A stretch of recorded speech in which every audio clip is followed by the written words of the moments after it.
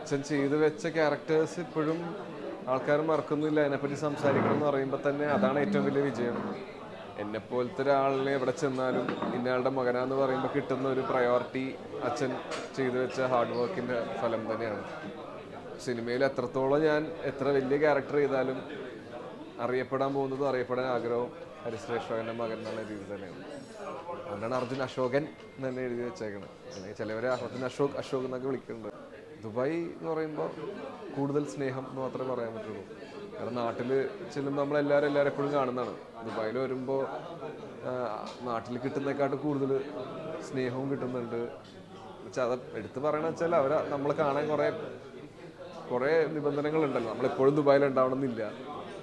ഭയങ്കര അടിപൊളിയാണ്, ഭയങ്കര ഹാപ്പിയാണ്. നമ്മളെ ചെറിയൊരു വീട് പോലെയാണ് ദുബായ്. കൂടുതലും മലയാളികളാണല്ലോ ദുബായിൽ ഇപ്പോൾ.